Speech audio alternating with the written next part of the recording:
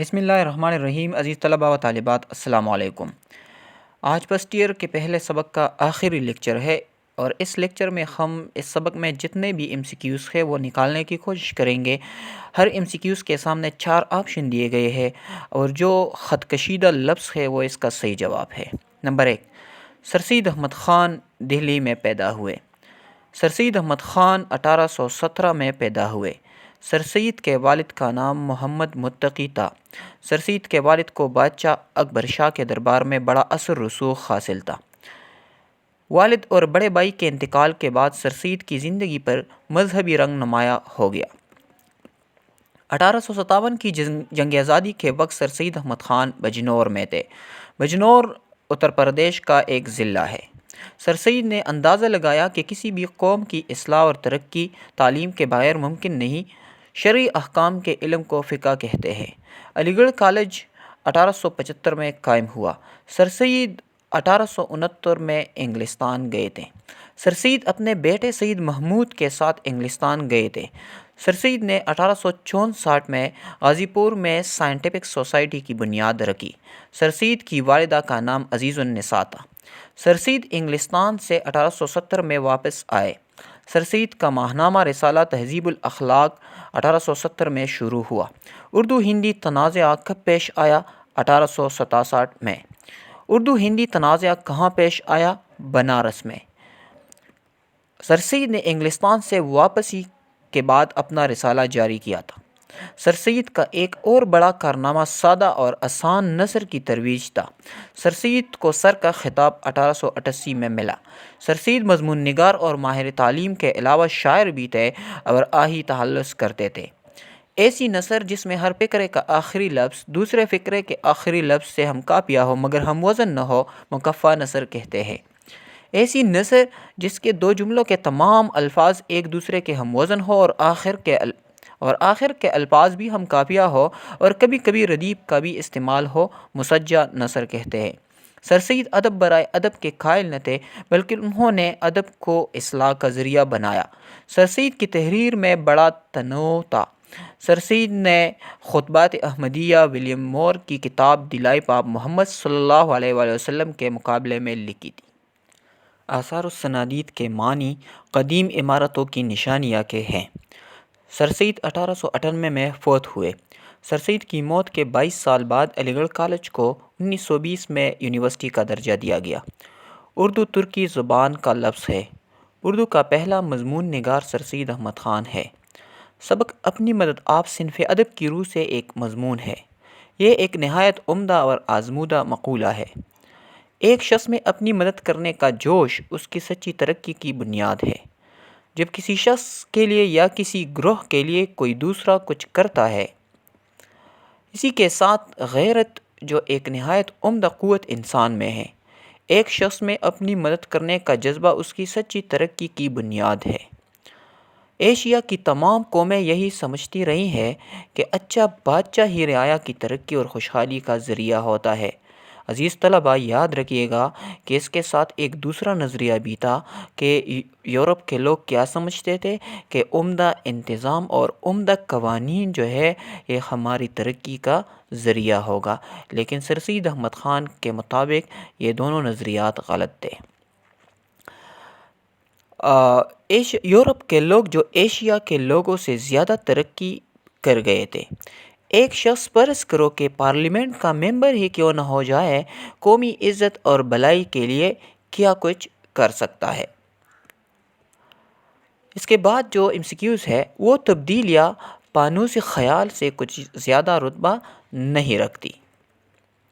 مستقل اور آزاد مضبوطی، سچی عزت اور اصلی ترقی شخصی چال چلن پر منحصر ہے۔ وہی شخصی چال چلن قومی ترقی کا بڑا ضامن ہے۔ جان سٹیورٹ میل جو ایک بہت بڑا دانا اور حکیم گزرا ہے۔ انسان کی قومی ترقی کی نسبت ہم لوگوں کے یہ خیال ہے کہ کوئی ہزر ملے۔ حقیقت میں ایسا ہونا قوت کی پرستش ہے۔ کیا لالا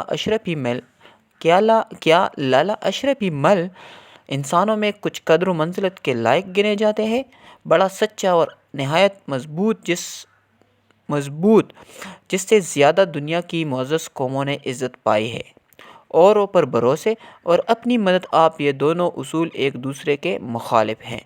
ولیم ڈریگن آئرلینڈ کا رہنے والا تھا۔ اسی وقت مجھ کو میرا ملک اور میرے شہر کے باشندے یاد آتے ہیں۔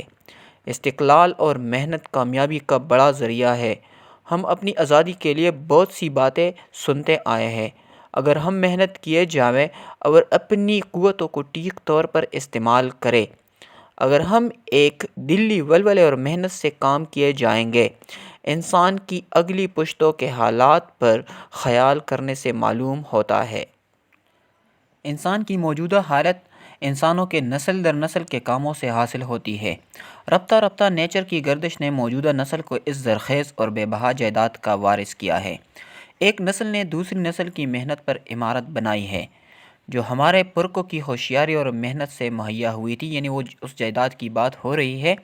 مگر افسوس کہ ہماری قوم نے ان پرکوں کی چھوڑی ہوئی جائیداد کو بھی گرا دیا ہے، مگر اور شخصوں کی زندگی میں خفیہ پھیل جاتا ہے اور آئندہ کی نسل کے لیے ایک عمدہ نظیر بن جاتا ہے۔ ہر روز کے تجربہ سے یہ بات معلوم ہوتی ہے، یہ پچھلا علم وہ علم ہے جو انسان کو انسان بناتا ہے۔ عزیز طلباء و طالبات، ایک عملی تعلیم ہے، ایک علمی تعلیم ہے، یہاں مراد عملی تعلیم ہے۔ اس تعلیم کو آدمی صرف کتابوں سے نہیں سیکھ سکتا اور نہ یہ تعلیم کسی درجے کی علمی تحصیل سے حاصل ہوتی ہے، یعنی عملی تعلیم۔ علم کی بنسبت عمل اور سوانح عمری کی بنسبت عمدہ چال چلن آدمی کو زیادہ تر معزز اور قابل ادب بناتا ہے۔ سبق اپنی مدد آپ مقالات سرسید سے ماخوذ ہے۔ محاورہ ہمیشہ مجازی معنوں میں استعمال ہوتا ہے۔ محاورہ کے آخر میں عموماً نہ آتا ہے۔ روزمرہ ہمیشہ حقیقی معنوں میں استعمال ہوتا ہے۔ روزمرہ ایک لفظ کا بھی ہو سکتا ہے۔ محاورہ قواعد کی حدود میں آتا ہے اور اس میں تبدیلی نہیں ہوتی۔ روزمرہ قواعد سے بالاتر ہوتا ہے اور اہل زبان کے مطابق بدلتا رہتا ہے۔ بس یہ بات بے شبہ ہے کہ گورنمنٹ سے انسان کے برتاؤ میں کچھ مدد نہیں ملتی۔ جب قانون کا عمل درآمد دانشمندی سے ہوتا ہے، آدمی اپنی جسمی اور ذہنی محنت کے ثمروں کا بے خطر حظ اٹھا سکتا ہے، بلکہ یہ باتیں محنت کے بعد شعاری اور نفسی کشی سے حاصل ہو سکتی ہیں۔ قومی ترقی عمدہ عادتوں سے حاصل ہوتی ہے، نہ کہ گورنمنٹ میں بڑے بڑے حقوق اور اعلیٰ درجے حاصل کرنے سے۔